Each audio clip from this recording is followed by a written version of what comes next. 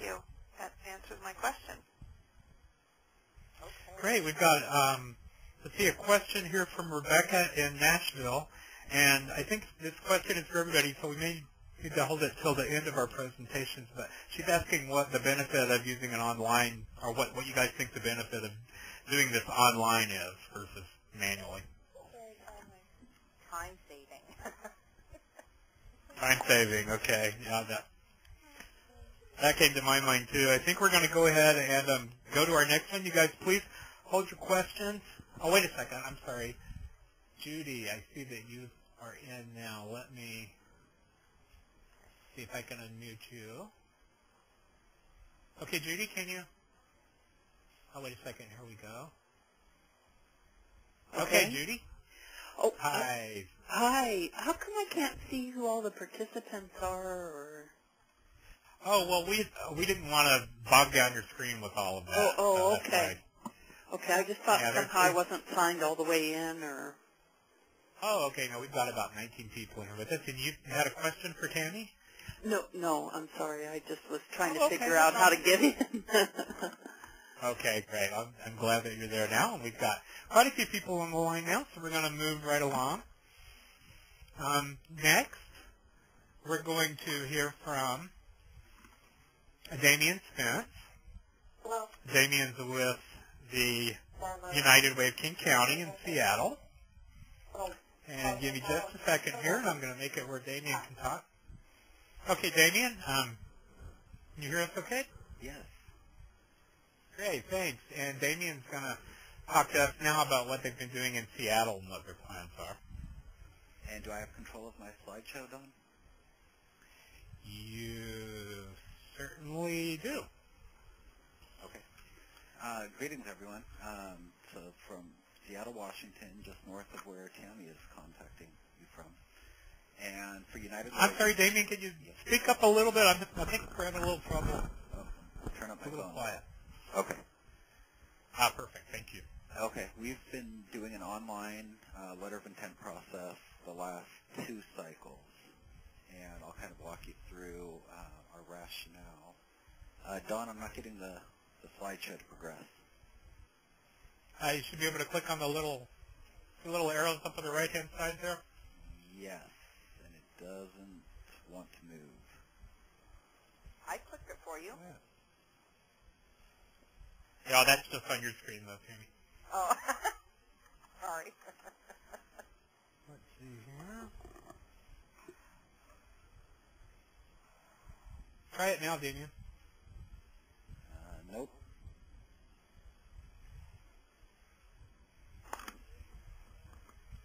Let's see. Can everyone see it change now?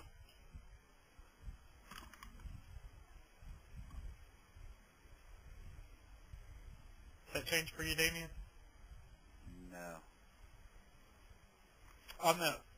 There we go. Now you've got control of it. It just took it a minute there. Okay. It's still not moving for me at this end.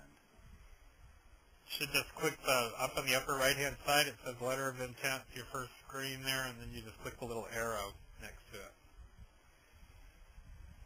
Yeah, I see the arrow. It doesn't want to cooperate with that. Can I just have you run the show currently? Yeah, let me see if I can do that. Okay. So I just wanted to set the stage a little bit. We've been doing the letter of intent for a few years. We've been working with Seabrooks on eCImpact for about 5 years now. So our setup, we start off with a community assessment.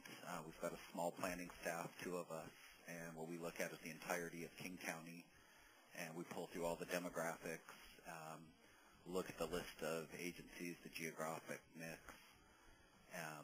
and we publish all this online. And then our second step is we have right now 3 impact councils, a strengthening our community, which is a bit of a catch-all. It has domestic violence, youth, employment, health, and a system support component. And then we also have an early learning and an out of the rain homeless impact area. And so each of these areas, every 2 years, they write their own impact plan based on the community assessment and based on the work going on in King County with some university research. We try to incorporate best and promising practices. And then the next step, we actually have a list of outcomes and indicators, so it's not an open process at all.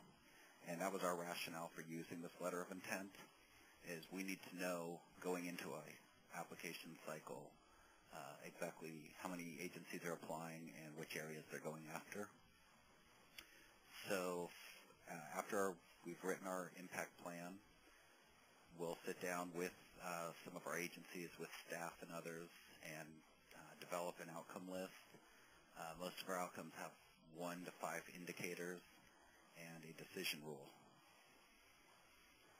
And then when we're ready to go public, what we do is open up a letter of intent, and we'll walk through that next. But the letter of intent for us is simply so we can advertise, tell agencies what we're after, tell them what the requirements are for our United Way, and so our staff, namely me, so I know which outcomes to set up for each of our agencies. And then, of course, we go through the application process. We do a mid-year report, and then an end-of-the-year outcome and demographic report. And, Dawn, if you can go to the next slide. Okay. So the rationale for us for the letter of intent, this is not, we don't use this as a method of screening agencies. It's simply so we can post what the grant obligations are, so we can post our resources out there, make sure that everybody's getting the same message, as transparent as we can be. We also communicate the same information on our website. It's an opportunity for us to post the outcome guidelines. It's who's eligible, the outcomes, the indicators, all the language that we have. And namely, foremost, it's an opportunity for us so we know which applications are coming in. And then next, we want to identify who the agency personnel are that are working on each outcome instead of just assuming that it's the executive director, because one of the other steps we do going into an application process is we have an open forum so agencies can come. They can work with other agencies, see what's going on the ground, and also so they can work with United Way staff. And part of that actually is more of an opportunity for them to self-select out. Once they see what it takes to be an agency and once they see what our criteria are, that's where some of the agencies actually decide to drop off. And if you can go to the next slide, Dawn. And it's not showing up at all.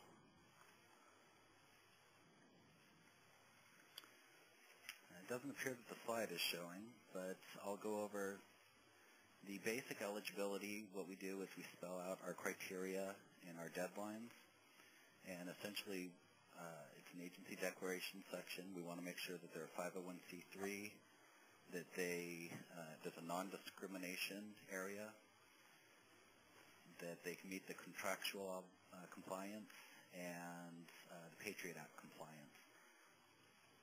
And these are simply a yes and no questions.